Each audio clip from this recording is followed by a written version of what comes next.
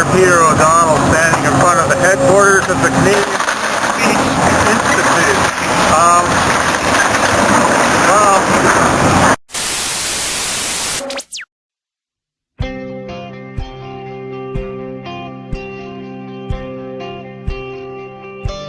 We are Mark and Connie Fournier.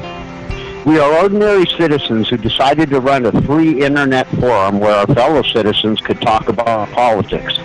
For this, we have been the subject of a frivolous human rights complaint, an unfounded copyright lawsuit, and several politically motivated defamation lawsuits. This has cost us tens of thousands of dollars, 7 years of legal wrangling, and forced us to close our site to the public until the legal questions are all resolved.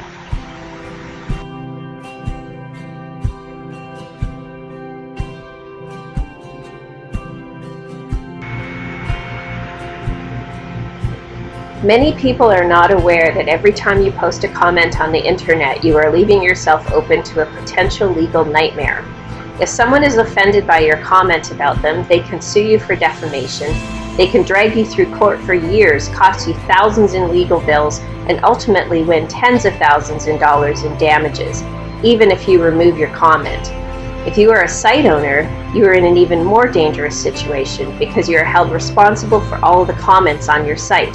In our present case, we are being sued for a negative comment that one poster's pseudonym made about another person's pseudonym, and the costs have nearly destroyed us. We need your help to fight this because the current law endangers us all.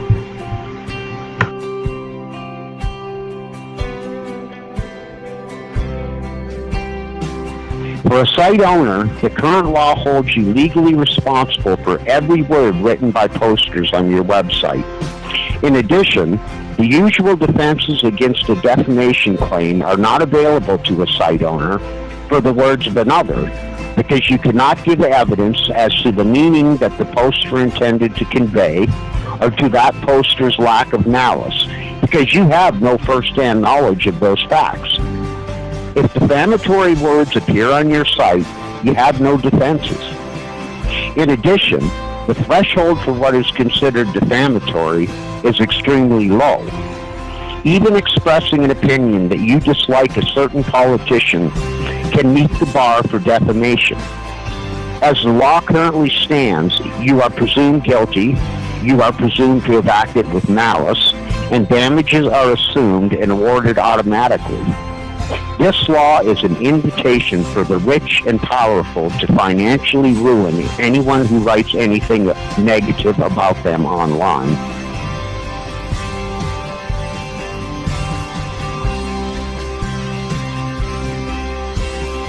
The court has appointed an expert witness to give evidence about the context of speech on the internet. This should be a good thing because it is very important that the judge understands that conversation on blogs and forums is significantly different than what you would find in a newspaper, and it should be treated as such. The parties are required to pay for the expert to write a report and to attend trial, as well as for his travel-related expenses.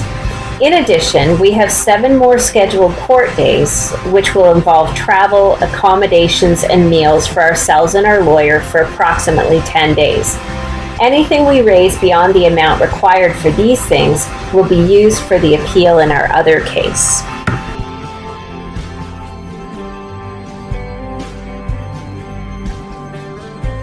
The court is very interested in exploring the context of online commentary. We hope to make case law that will make it clear that online conversations between anonymous posters should not be held to the same legal standard as an editorial in a newspaper. Expressing a political opinion online should not leave an ordinary citizen open to years in the courts and financial disaster. We will also be asking the court to make the decision that the site owners should not be held legally responsible for the words of others. A free and open internet demands that site owners should not be expected to automatically take down comments and pay damages for the words of other people. If that principle is upheld, nobody will be willing to risk operating a forum or a blog with comments, and online political discourse will die.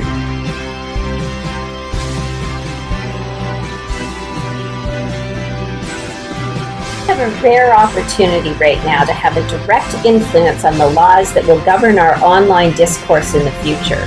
Please help us present the best possible case so we can try to obtain a verdict that maximizes freedom of speech for all of us.